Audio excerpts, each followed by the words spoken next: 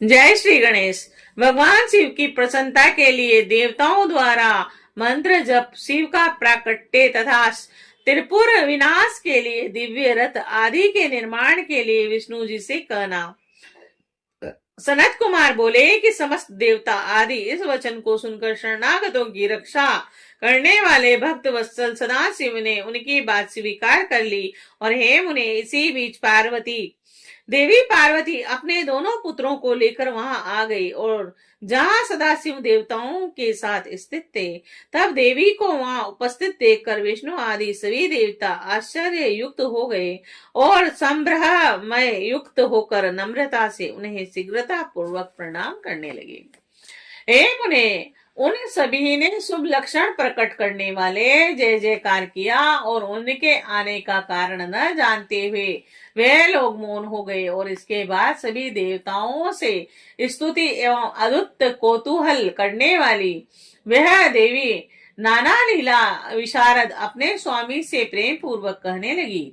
देवी बोली, हे विप्रभो, हे पुत्रवानों में श्रेष्ठ उत्तम आभूषणों से विभूषित तथा सूर्य के समान देदीप्यमान खेलते हुए अपने षष्ठ मुख पुत्र को देखिए। सनत कुमार बोले कि जब लोक माता ने अपनी वाणी से इस प्रकार शिव जी को संबोधित करते हुए कहा, तब स्कंद के मुखामृत का पान करते हुए शिव जी को तृप्ति नहीं हुई और उस समय महेश्वर को दैत्यों के तेज से पीड़ित होकर आए हुए देवताओं का स्मरण नहीं रहा और वह स्कंद का आलिंगन करके तथा उनका सिर सूंघ कर बड़े प्रसन्न हुए।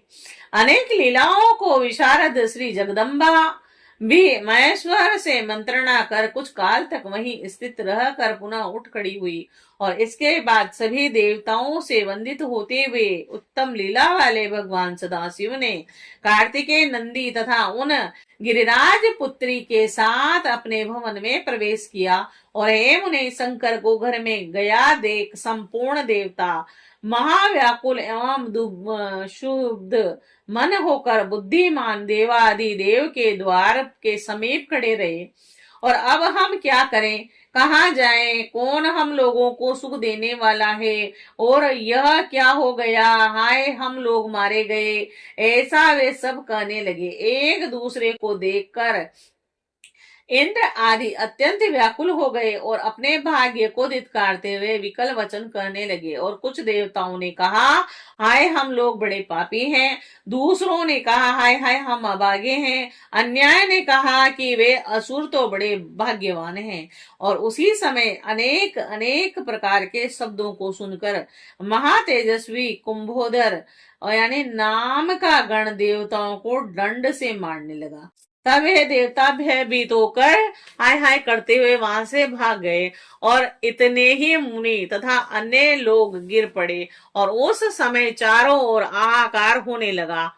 इंद्र अत्यंत व्याकुल होकर घुटनों के बल पृथ्वी पर गिर पड़े और इसी प्रकार अन्य देवता तथा ऋषि भी व्याकुल होकर पृथ्वी पर गिर पड़े।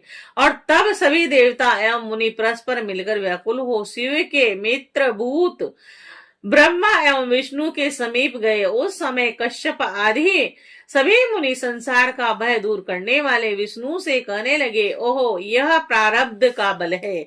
और दूसरे द्विज कहने लगे कि अभाग्य से हमारा काम पूरा नहीं हुआ। और दूसरे लोग अति विस्मित होकर विचार करने लगे कि यह विघ्न कैसे उपस्थित हो गया। और हे मुने, तब कश्यप आदि के द्वारा कहे गए इस वचन को सुनकर विष्णु जी मुनियों तथा देवताओं को सत्तावना देते हुए यह वचन कहने लगे। विष्णु जी बोले, हे देवताओं, हे मुनियों, आप सभी लोग हमारा वचन आदर से सुने। आप लोग इस प्रकार क्यों दुखी हो रहे हैं? आप लोग अपने समस्त दुखों का त्याग कर दीजिए।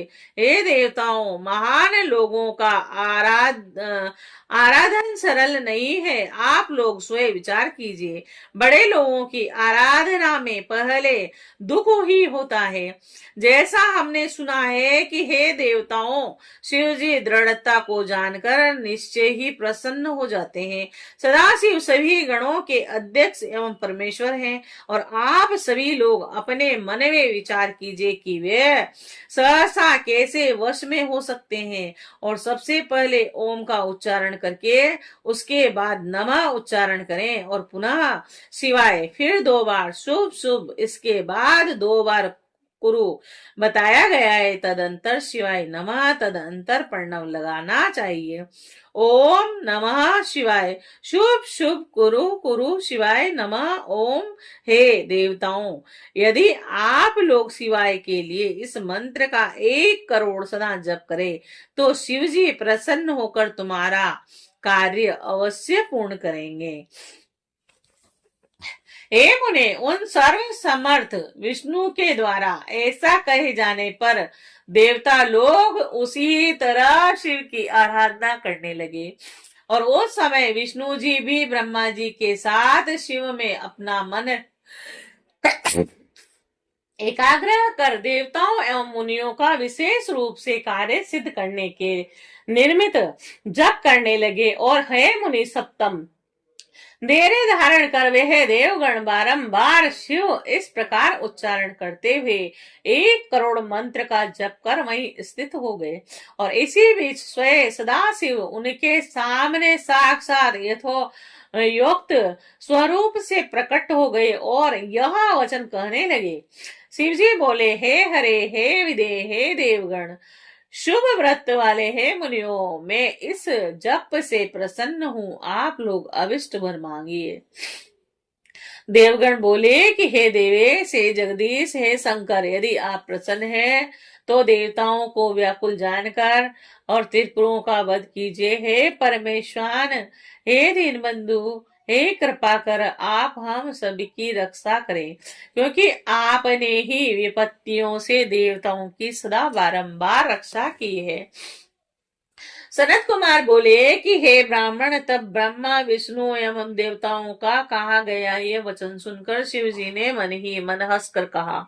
महेश बोले, हे विष्णु, हे विधे, हे देवगणों, हे मुनियों, आप सब त्रिपुर को नष्ट हुआ समझकर आदर करके मेरे वचन को सुने। आप लोगों ने पूर्व समय में जो रथ सारथी दिव्य धनुष तथा उत्तम बाण देना स्वीकार किया था वह सब शीघ्र उपस्थित कीजिए। हे विष्णु, हे विधे, आप त्रिलोकाधिपति हैं और इसीलिए शीघ्र हमारे सम्राट पद के योग्य सामग्री यतन पूर्वक उपस्थित कीजिए। त्रिपुर को नष्ट समझकर सृष्टि का पालन के लिए नियुक्त किए गए आप दोनों इन देवताओं की सहायता करें।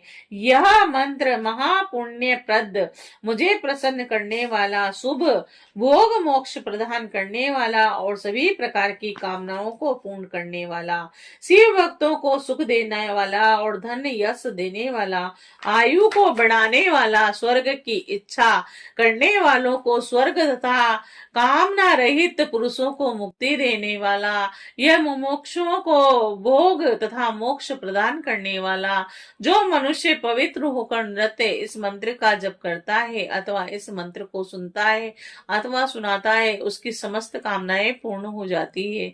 सनत कुमार बोले कि उन परमात्मा शिव जी के इस वचन को सुनकर सभी देवता प्रसन्न हो गए और विष्णु एवं ब्रह्मा की अधिक प्रसन्नता हुई।